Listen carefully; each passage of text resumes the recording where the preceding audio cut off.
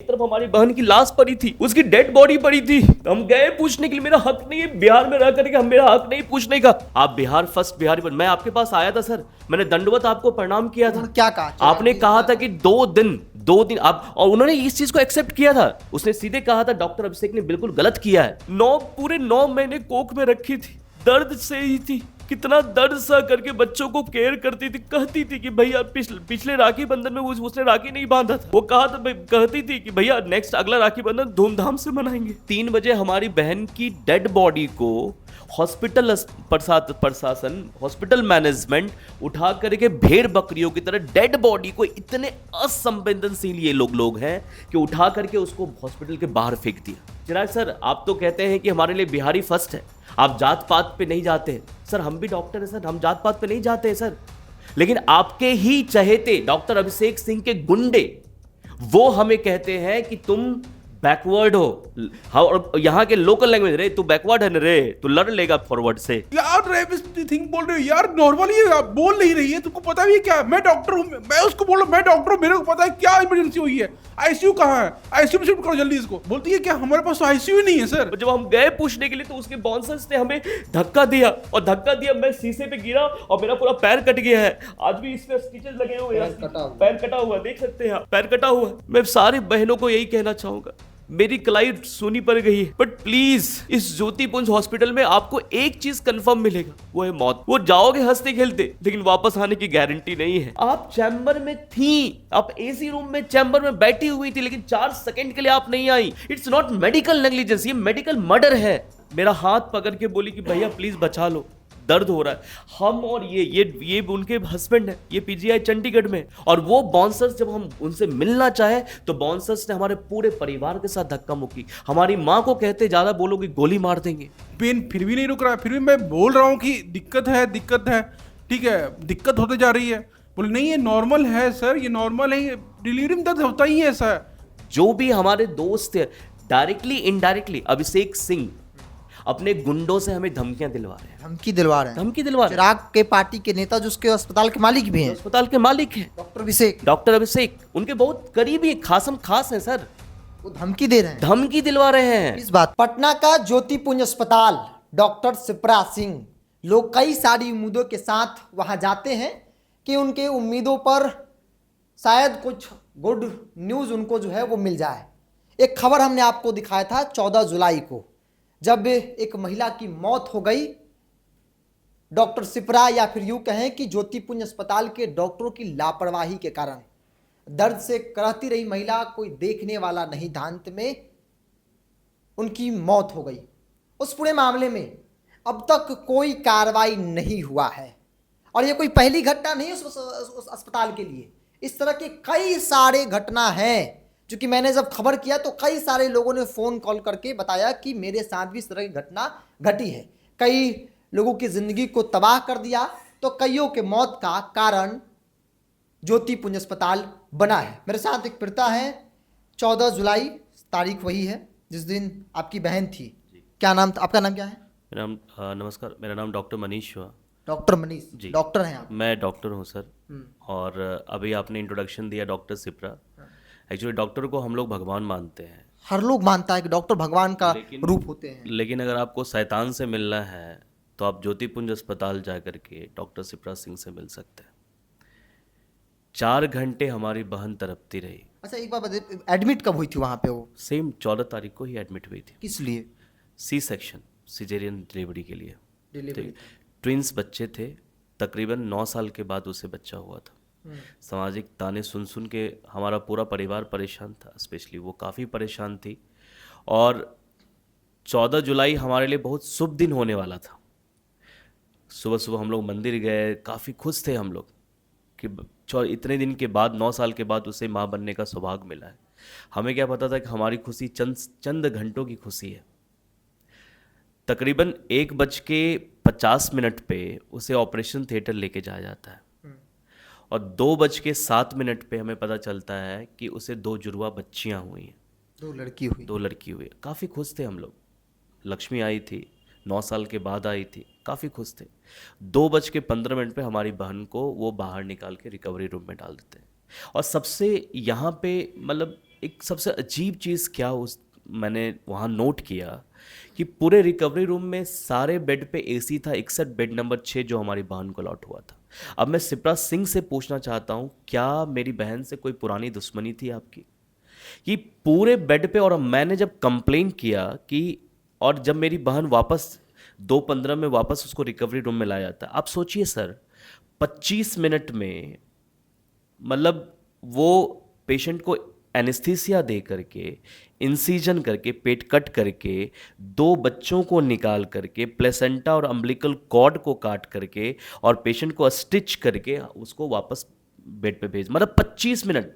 मात्र 25 मिनट में सब कुछ हो गया। कुछ मतलब इम्पॉसिबल, मेडिकली इट्स कंप्लीटली तो इम्पॉसिबल। डॉक्टर इन सब चीजों को बहुत बिल्कुल जानते सर। हैं। कोई भी एक आम आदमी एक ड्रेसिंग करवाने जाते हैं तो उसे 10 से 15 मिनट का टाइम लगता है सर, नॉर्मल। नॉर्मल टाइम लगता है। आप 25 मिनट में 2-2 बच्चों की डिलीवरी कर रहे हो, मतलब ये क्या है?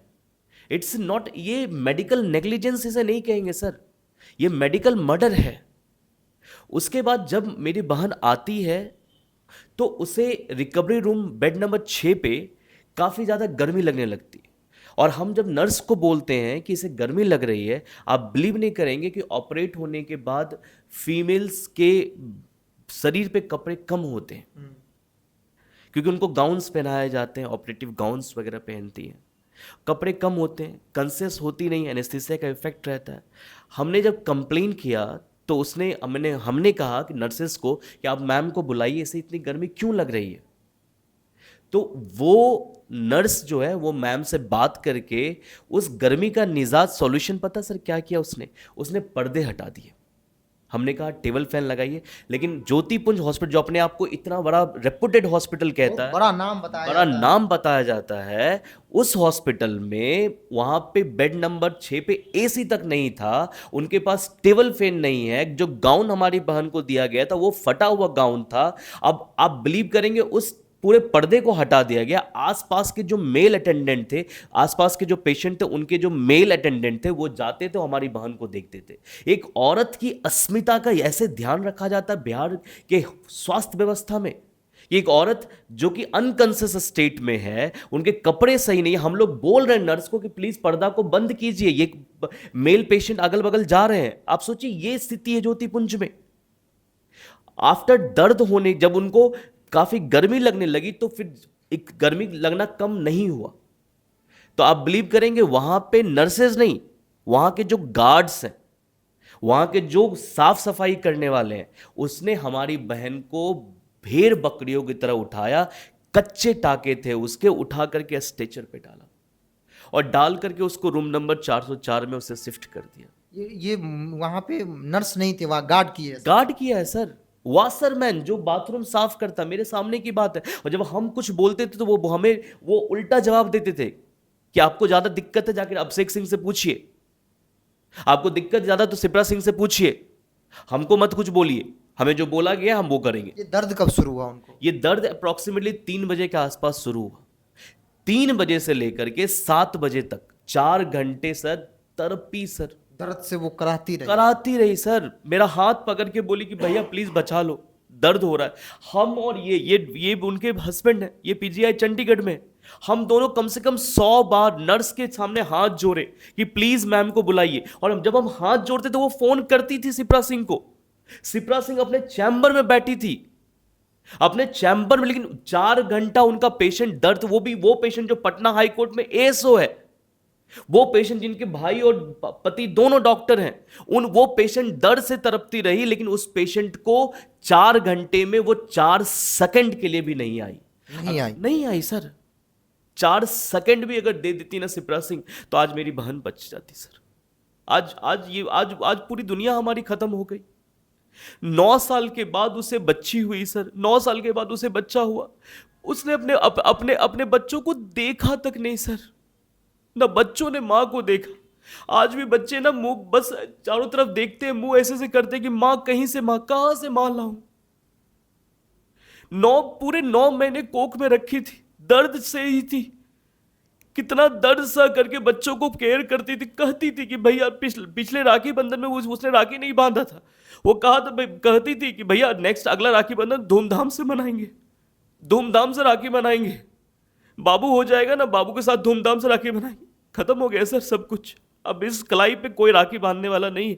7 बजे उनका देहांत हो 7 बजे के आसपास में, फिर हमें 7:15 के आसपास में जब उनका देहांत हो गया, तब वो राक्षसनी, वो मर्डरर डॉक्टर सिप्रा सिंह, तब वो आती है और आकर के झूठा 2 मिनट का सीपीआर देती है। किसी भी मेडिकल नॉर्म्स में 2 मिनट सीपीआर, 2 मिनट उसने सीपीआर दिया और सीधे कहते हैं she is no more, she is no more. हमारी दुनिया खत्म हो चुकी थी, पूरी दुनिया खत्म थी सर हमारी, सी इज नो मोर। और उसके बाद जब हम उनसे मिलने गए और ये बोल के वो अपने चैम्बर में वापस चली गई, मतलब पेशेंट उसके लिए भेड़ बकरी है, मतलब प्राइवेट हॉस्पिटल का ये हसर है। सोचिए बिहार सरकार में, बिहार में सरकारी हॉस्पिटल का क्या हसर होता होगा। प्राइवेट जहां पे 1,70,000 रुपया हमसे लिया गया, वो भी कैश में। 1,70,000 रुपये आप लोगों ने कैश, हाँ सर पे किया है। डिलीवरी के लिए 1,70,000 लिया गया। मुझे लगता है कि पटना में इतना पैसा कहीं नहीं लिया है। नहीं लेता सर, ये लूट मचा, हर चीज में लूट मचा है। और उसके जब मरने के बाद जब हमारा ये हक नहीं, हम अपने पेशेंट को मर गई हमारी पेशेंट, और हमारे पास ये हक नहीं हम जाके डॉक्टर से पूछ सके आप आई क्यों नहीं। और जब हम लोग पूछने के लिए गए उससे कि प्लीज आप बताइए आप आई क्यों नहीं, अपने चैम्बर के बाहर 50 से 60 बंदूकधारी बाउंसर्स रखी थी। सारा एविडेंस हमारे पास है। बाउंसर्स, बंदूकधारी बाउंसर्स अस्पताल के अंदर बाउंसर्स, वो भी बंदूक के साथ, बंदूक के साथ बाउंसर्स थे। और वो बाउंसर्स जब हम उनसे मिलना चाहे तो बाउंसर्स ने हमारे पूरे परिवार के साथ धक्का मुक्की। हमारी मां को कहते ज्यादा बोलोगे गोली मार देंगे, ये बकायदा हमारे पास एविडेंस है। हमने एक वीडियो भी देखा जहां पे कई लोग चोटिल भी हो गए थे आपके सहयोगी। मैं चोटिल हुआ सर, मैं खुद चोटिल क्या हुआ था? मैं जब उनसे मिलने गया, प्लीज हमको मैम से मिलना है, एक तरफ हमारी बहन की लाश पड़ी थी, उसकी डेड बॉडी पड़ी थी, तो हम गए पूछने के लिए। मेरा हक नहीं है बिहार में रह करके, हम, मेरा हक नहीं पूछने का कि आप आई क्यों नहीं 4 सेकंड के लिए। और जब हम गए पूछने के लिए तो उसके बाउंसर्स ने हमें धक्का दिया, और धक्का दिया, मैं शीशे पे गिरा और मेरा पूरा पैर कट गया है। आज भी इसमें स्टिचेस लगे हुए हैं, पैर कटा हुआ देख सकते हैं आप, पैर कटा हुआ, 5-6 स्टिचेस लगे हुए हैं। हमारे ब्रदर इन लॉ, ये इनको उनके हस्बैंड को इनको मारा गया। आपके साथ भी मारपीट हुई? जी मैं काजल मिलन का पति हूँ। कैसे बोलूँ कि वो दर्दनाक हादसा, ये हादसा नहीं था, ये प्री प्लान मर्डर था। सिप्रा सिंह जो डॉक्टर बोलती है, ये कौन सा हॉस्पिटल चलवा रही है, सरकार कैसे परमिशन दी है, ये तो अनएथिकल चीज़ें होते जा रही है। और ये मारा गया है मेरी पत्नी को उसने मारा है। हमारे बोलने के बाद भी जब हम उस फील्ड से बिलोंग करते हैं, बताते रहें कि ये पेन नॉर्मल नहीं है, अगर आपके पास दिक्कत है तो मैं कहीं और ले जाता हूँ, मैं कहीं और शिफ्ट करता हूँ। तो उसने बार बार एक ही चीज़ आश्वासन दिया, नीचे से इन्फॉर्मेशन नर्सिंग के थ्रू आ रहा था, सब नॉर्मल है, ये नॉर्मल पेन है, इसमें कुछ नहीं होता, ये ऐसे ही होता है, आप घबराओ मत। मैं बोल रहा हूँ कि मैम इतना इंटेंस पेन जो जान ले सकती है ऐसा होता ही नहीं है। मेरे बोलने के बाद वो नर्सिंग स्टाफ बोलते तुमको ज़्यादा दिक्कत है, जाके बात करो, जो डायरेक्टर है उससे बात कीजिए, ठीक है उनसे बात कीजिए, हम आपको जो ऑर्डर बोला गया वो फॉलो कीजिए, नहीं तो इलाज नहीं करेंगे मरीज का। हम कल इलाज नहीं करोगे, क्या बात कर रहे हो यार, हम पैसा दिए यहाँ पे। फिर कोई आती है जूनियर, बोलती नहीं ये तो नॉर्मल है, और मल्टीपल पेन किलर देते जा रही है, 1 2 3, पेन फिर भी नहीं रुक रहा है, फिर भी मैं बोल रहा हूँ कि दिक्कत है, ठीक है, दिक्कत होते जा रही है। बोले नहीं ये नॉर्मल है सर, ये नॉर्मल है, ये डिलीवरी में दर्द होता ही है ऐसा है। हम कह डिलीवरी में दर्द तो मैंने आज तक देखा ही नहीं है, या मेरे को कहीं ले जाने दो। बोले नहीं कोई दिक्कत नहीं, कुछ नहीं होना इनको। तो उसी बीच में क्या हुआ कि थोड़ी देर बाद जब ये चीज़ 2-3 घंटे ऐसे चलते रही, तो NICU में जो बच्चे जब हम डिलीवरी हुई तो बोला कि कुछ रखना पड़ेगा, दिक्कत हो रही है हमारे बच्चे को, कि आप थोड़ा सा सपोर्टिव केयर देते हैं, जब भी कुछ जरूरत थी नहीं। लेकिन उन्होंने बोला तो बोले चलो रख लो यार, आपको जो अच्छा लगता है करो, कोई बात नहीं, हमारा बच्चा सेफ रहना चाहिए, हमारी वाइफ सेफ रहनी चाहिए। उसके बाद वो 6 बजे के आसपास हम लोग को नीचे बुला लिए। ठीक है, हम बच्चे को लाने गए, हमको चलो पेन हो रहा है, एज ए पेशेंट आप क्या सोचते हो? हम तो उसमें सोच ही नहीं रहे थे कि डॉक्टर का दिमाग में नहीं चल रहा था कि अपना कुछ चीज़ चलनी है। वो डांट रहे थे, सुना रहे थे, बोले चलो कोई बात नहीं। बच्चे को लेके आए निकू से, ठीक है, रूम में जहाँ 404 नंबर कमरा में एडमिट थी। ठीक है, और ये भैया ऊपर ही थे। वो बस मैंने फ़ोन किया कि 2 मिनट आइए, थोड़ा सा दो बेबी हमारे मतलब इकट्ठे, थोड़ा दिक्कत होगा, थोड़ा समझ के। तो ये नर्सिंग स्टाफ को, वहाँ पे जो स्टाफ थे उनको बोल के गए कि 5 मिनट बस नीचे से हम गए और आए, और कुछ भी इमरजेंसी हो मेरे को कॉल कर देना, मैं तुरंत दौड़ा भागा आऊँगा। सर बिलीव नहीं करोगे कि उस 5 मिनट में पेन था, सब कुछ था। हम लोग नीचे गए, बच्चे को लेके आए अपने हाथ में, 2 बाबू थे। हमको लगा अब तो माँ, एक बार माँ देख लेगी इस बच्चे को तो सारा दर्द खत्म हो जाएगा। सर जब ऊपर उस कमरे में जाते हैं, माँ थी नहीं। हम लोग शॉक्ड हो गए कि गई कहाँ, ना कोई इन्फॉर्मेशन आया, ना किसी ने बताया गई कहाँ वो। हमने पूछा कि कहाँ, वो नर्सिंग स्टाफ से मेरी वाइफ कहाँ है, तो वो नीचे ले गए रिकवरी रूम में। क्यों? डॉक्टर सिप्रा ने बुलाया। हम बोले क्यों बुलाया? आप बोल रहे थे सब कुछ नॉर्मल है, बुलाया क्यों? सर जब हम नीचे दौड़ के भागते जाते हैं, उसके जो रिकवरी रूम जो बोलती, जो हाईटेक फैसिलिटी है हमारे पास, वो रिकवरी रूम में नीचे मॉन्सर वहाँ भी खड़े हैं। नहीं आप अंदर नहीं जा सकते। हम बोले क्यों नहीं जा सकते? हमारी वाइफ है यार, हमको देखना है क्या हुआ है, नहीं हुआ है, कुछ नहीं हुआ है। बहुत रिक्वेस्ट करने के बाद हाथ पैर जोड़ने लगे तो हमको जाके एंट्री अंदर किया। सर जब हम अंदर गए तो हमारी वाइफ ऑलमोस्ट जा ही चुकी थी। एक कोई थी वहाँ पे, क्या थी, जूनियर डॉक्टर क्या थी पता नहीं। मैंने बोला उसको कि ये अच्छा, मैंने अपनी वाइफ को आवाज़ लगाई, हम बोला बाबू यार क्या हुआ, बोलो। कोई रिस्पॉन्स नहीं है उसको। मैं बोला उसको जो थी जूनियर डॉक्टर, उसको बोला क्या हो गया इसको? ठीक है, बोला कुछ नहीं हुआ, आप जाओ बाहर जाओ, कुछ नहीं हुआ, ये नॉर्मल है। हम क्या थिंग बोल रहे हो यार, नॉर्मल ही है, बोल नहीं रही है, तुमको पता भी है क्या? मैं डॉक्टर हूँ। मैं उसको बोला मैं डॉक्टर हूँ, मेरे को पता है क्या इमरजेंसी हुई है, आईसीयू कहाँ है, आईसीयू में शिफ्ट करो जल्दी इसको। बोलती है क्या हमारे पास आईसीयू नहीं है सर। इतना बड़ा अस्पताल में आईसीयू नहीं है। आप सोचिए सर, मैं बिहार के स्वास्थ्य मंत्री से बस ये सवाल करना चाहता हूँ, ये एक हॉस्पिटल जहाँ पे आईसीयू नहीं है, जहाँ वेंटिलेटर नहीं है, जहाँ मॉनिटरिंग मशीन नहीं है, उस हॉस्पिटल को रजिस्ट्रेशन मिला कैसे? उस हॉस्पिटल को परमिशन मिला कैसे? ये बड़ा सवाल है स्वास्थ्य मंत्री जी से, ये बड़ा सवाल है मुख्यमंत्री नीतीश कुमार जी से कि आप जो बेटियों की बात करते हैं कि बेटियों के लिए हमने ये योजना वो योजना, बेटी बचेगी सर तब तो योजना चलाएंगे आप। जब बेटी बचेगी ही नहीं, बेटी को इस तरह से आपके ही एनडीए के साथी चिराग पासवान जी के लीडर डॉक्टर अभिषेक सिंह जब ये बेटियों को ऐसे ही डेली मारेंगे, बेटियों को ऐसे ही मारेंगे, तो जब बेटी ही नहीं बचेगी तो योजना क्या करेंगे आप सर? किसके लिए योजना बनाएंगे? हम लोग सर चिराग पासवान जी से भी मिलने गए थे, माननीय केंद्रीय मंत्री जी से। इसके बाद गए थे मिलने? बिल्कुल। क्या हुआ? हम लोग गए उनसे बड़े आस के साथ गए सर मिलने के लिए, और कुछ हमारे लोकल लीडर्स को लेके गए थे हम मिलने के लिए। मैं गया, मैंने उनको दंडवत प्रणाम किया कि सर प्लीज देख लीजिए, हमारी दुनिया खत्म हो चुकी है, हमारी 2 मासूम बच्चियों, उनका भविष्य अधर में लटक चुका है, उनका पालन पोषण सब कुछ खत्म हो चुका है, हमारे ऊपर झूठा काउंटर SC/ST एक्ट कर दिया गया है। ये सब घटना के बाद आप पर SC/ST केस भी करवा दिया गया? सर किससे करवाया गया? मैं रात के 3 बजे हमारी बहन की डेड बॉडी को हॉस्पिटल प्रशासन, हॉस्पिटल मैनेजमेंट उठा करके भेड़ बकरियों की तरह डेड बॉडी को, इतने असंवेदनशील ये लोग हैं कि उठा करके उसको हॉस्पिटल के बाहर फेंक दिया। मतलब ये होता है पटना में, ये होता है बिहार का स्वास्थ्य व्यवस्था। मैंने लाइफ में कभी नहीं देखा, कहीं नहीं देखा ऐसा कि बॉडी को उठा के बाहर फेंक रहे हैं। इतने असंवेदनशील लोग हैं ज्योति पुंज माले, इतने असंवेदनशील है, और बॉडी को उठा के बाहर फेंक दिया। और नेक्स्ट डे जब हम केस करने के लिए अपने, तो केस ले नहीं रहे थे, FIR दर्ज हो नहीं रहा पूरी थाना? जी सर, केस नहीं लिया, FIR नहीं, बिल्कुल नहीं। और वो जब हमारी ये घटना घटित हुआ था रात के 7-7:15 बजे के आसपास में, आप बिलीव नहीं करेंगे, ऐसे आप बिहार में कोई भी घटना होगा पुलिस को बुलाते रहेंगे, पुलिस आएगी नहीं टाइम पे। 5 मिनट में पूरा SK-पुरी थाना ज्योति अस्पताल में था। उन लोगों ने बुलाया? 50-60 बाउंसर्स, 30-40 पुलिस वाले, ये 100 लोग मिलकर के सिप्रा सिंह को बचा रहे थे। किससे बचा रहे थे?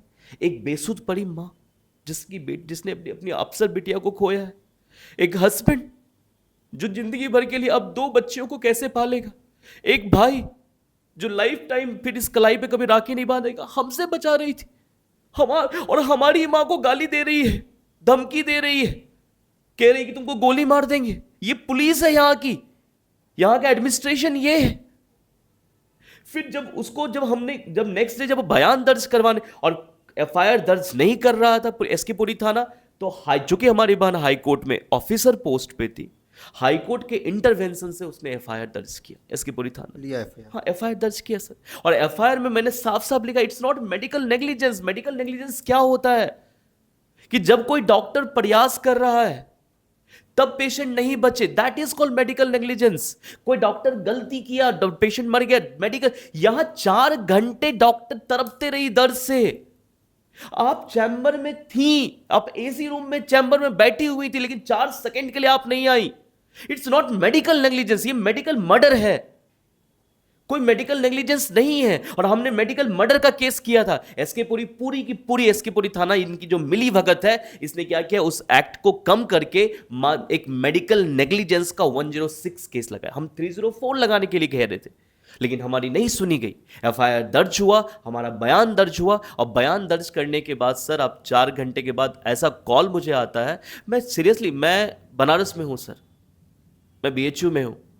मैं आई थिंक 2004 के बाद मैं बिहार छोड़ के मैं चला गया था पढ़ने के लिए 11th-12th। मुझे नहीं पता, मुझे लगा था सर शायद चीजें बदल गई हैं, बट सीरियसली सर आप बिलीव नहीं करेंगे, 4 घंटे के बाद मुझे कॉल आता है कि आपकी पूरी फैमिली, जो वहां थे भी नहीं, पूरी फैमिली के ऊपर काउंटर SC/ST एक्ट कर दिया गया, SC/ST केस कर दिया हॉस्पिटल मैनेजमेंट के थ्रू, अपने एक नर्सिंग स्टाफ के द्वारा।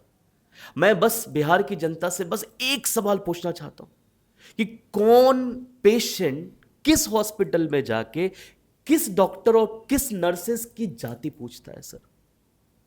ये मतलब कोई तर्क नहीं है, कोई तुक नहीं है इसका, बेतुका। और मैं एसके पुरी थाना के SHO साहब से बोलना चाहता हूं, प्रभात जी से, सर आपने केस रजिस्टर्ड किया है, मतलब कोई भी उठ के जाएगा, आप केस रजिस्टर्ड करोगे? मतलब आप थोड़ा सा साक्ष्य तो देख लो कि कैसे कोई काउंटर केस में SC/ST हमारे ऊपर के, हम कौन पेशेंट जाके जाति पूछता है वहां का स्टाफ का? हमको उनकी जाति से क्या लेना देना? क्या हम जाति सूचक शब्द इस्तेमाल करेंगे सिर्फ इसलिए ताकि हमारे पूरे परिवार को परेशान किया जा सके? अभी क्या अपडेट है इस पूरे मामले में? सर अपडेट जस के तस है सर। अब लोग कोर्ट भी गए हैं। इन्वेस्टिगेशन का भी स्टार्ट नहीं हुआ है, अभी तक डॉक्टर शिप्रा सिंह का बयान तक दर्ज नहीं हुआ है। 1 महीने के बाद वो जो नर्स जिसके थ्रू केस करवाया गया, उसका 1 महीने के बाद बयान दर्ज होता है। ये पूरे कानून को अपने मुट्ठी में रखे हुए हैं। ये रामविलास पासवान जी के सुपुत्र हमारे चिराग भैया, जो अपने आप को मोदी जी के हनुमान कहते हैं, बिहार फर्स्ट, बिहारी फर्स्ट का स्लोगन। बिहार सर, चिराग भैया, चिराग सर, आप बिहार फर्स्ट, बिहारी फर्स्ट। मैं आपके पास आया था सर, मैंने दंडवत आपको प्रणाम किया था। क्या कहा? आपने कहा था कि 2 दिन आप, और उन्होंने इस चीज को एक्सेप्ट किया था। उसने सीधे कहा था डॉक्टर अभिषेक ने बिल्कुल गलत किया है, बिल्कुल गलत किया है, मेरी संवेदना आपके साथ है, ऐसे कहा था। और कहा था कि मुझे 2 दिन का टाइम दीजिए, मैं इस प्रॉब्लम का सॉल्यूशन निकालता हूं। सर 2 दिन 1 महीने से ऊपर हो गए, कुछ नहीं हुआ अभी तक। प्रॉब्लम बढ़ गई, सॉल्यूशन का कुछ पता नहीं सर। प्रॉब्लम बढ़ गई है, सॉल्यूशन का कोई, मैं कल की बात बता रहा हूं सर। जो भी हमारे दोस्त थे, डायरेक्टली इनडायरेक्टली, अभिषेक सिंह अपने गुंडों से हमें धमकियां दिलवा रहे हैं, धमकी दिलवा रहे हैं। धमकी दिलवा रहे हैं। चिराग के पार्टी के नेता जो उसके अस्पताल के मालिक भी हैं, अस्पताल के मालिक हैं डॉक्टर अभिषेक, उनके बहुत करीबी खासम खास हैं सर। वो धमकी दे रहे हैं, धमकी दिलवा रहे हैं। इस बात का धमकी दिलवा रहे हैं मुझे, और मुझे डायरेक्टली कह रहे हैं, चिराग सर आप तो कहते हैं कि हमारे लिए बिहारी फर्स्ट है, आप जात पात पे नहीं जाते हैं। सर हम भी डॉक्टर हैं सर, हम जात पात पे नहीं जाते हैं सर, लेकिन आपके ही चहेते डॉक्टर अभिषेक सिंह के गुंडे वो हमें कहते हैं कि तुम बैकवर्ड हो। और यहां के लोकल लैंग्वेज, रे तू बैकवर्ड है ना रे, तू लड़ लेगा फॉरवर्ड से, ऐसे कहा जा रहा है। ऐसे मुझे धमकियां मिल रही, मेरे पास रिकॉर्डिंग है सर, रिकॉर्डिंग है मेरे पास। मुझे धमकियां मिल रही, मेरे दोस्तों को धमकियां मिल रही हैं कि आप केस बैक ले, केस वापस ले लो। नहीं तो जो हश्र तुम्हारी बहन के साथ किए वो तुम्हारे पूरे परिवार के साथ करेंगे। और मैं यहां पे कहना चाहता हूं सर, आपके थ्रू, आपके चैनल के थ्रू, हमारे पूरे परिवार को, हमारे और इनके परिवार को एक जरा भी खरोच आई ना, कुछ भी हुआ, इसके रिस्पॉन्सिबल सिर्फ और सिर्फ डॉक्टर अभिषेक सिंह और डॉक्टर शिप्रा सिंह और ज्योतिपुंज हॉस्पिटल मैनेजमेंट होगा। क्योंकि हमें कंटिन्यूस धमकियां आ रही हैं, कुछ भी हमें होगा तो रिस्पॉन्सिबल वो है। न्याय को लेकर कितना भरोसेमंद है कि न्याय आपकी बहन को मिलेगा, आपके परिवार को न्याय मिलेगा, उन बच्चियों को न्याय मिलेगा जिनकी मां अब नहीं रही? सर, सबसे पहले तो ये दुख होता है बोलते हुए कि न्याय की मंदिर पटना हाई कोर्ट में काम करने वाली बेटी को आज न्याय के लिए दर बदर भटकना पड़ रहा है। ये बहुत बड़ा प्रश्न चिन्ह हमारे पटना हाई कोर्ट, हमारी न्यायपालिका पे भी सवाल खड़ा करता है सर, कि एक बेटी जो पटना हाई कोर्ट की बेटी थी, उसको मार दिया जाता है हॉस्पिटल में। और पटना हाई कोर्ट से जो एक्सपेक्टेशन था, उस एक्सपेक्टेशन पे तो वो काम कर रहे हैं, बट न्याय अभी तक नहीं मिला है। कैंडल मार्च हमने किया, हम जुलूस में शामिल हुए, डिफरेंट ऑर्गेनाइजेशन, सिटीजन फोरम हमारा साथ दे रहे हैं, माननीय सांसद जी पप्पू यादव जी हमसे संवेदना व्यक्त किए, समय दिया अपना, उन्होंने ट्वीट भी पोस्ट किया, सब कुछ किया, लेकिन सॉल्यूशन नहीं निकला सर। मैं बस सॉल्यूशन, हमारी बहन को इंसाफ दिलाइए सर। ये क्योंकि ये सिर्फ हमारी बहन तो चली गई, अब वापस नहीं आएगी, बाकी बहनों का, बाकी बेटियों का, ये हॉस्पिटल नहीं है, ये मौत का अड्डा है सर। और वहां जो डॉक्टर शिप्रा सिंह है वो कोई डॉक्टर नहीं, वो मर्डरर है। कई केसेस हैं सर, कई केसेस हैं जहां अगर वो थोड़ी सी संवेदनशील हो जाती तो पेशेंट बच जाता। मैं बस बिहार के जितने भी वासी हैं, मैं सबसे बस एक ही चीज कह रहा हूं, मैंने अपनी दुनिया खो दी है सर। मैं सारी बहनों को यही कहना चाहूंगा, मेरी कलाई सूनी पड़ गई है, बट प्लीज इस ज्योतिपुंज हॉस्पिटल में आपको एक चीज कंफर्म मिलेगा, वो है मौत। आप जाओगे हंसते खेलते, मेरी बहन भी हंसते खेलते गई थी, कोई कॉम्प्लिकेशन नहीं था, कोई कॉम्प्लिकेशन नहीं था सर। वो जाओगे हंसते खेलते, लेकिन वापस आने की गारंटी नहीं है।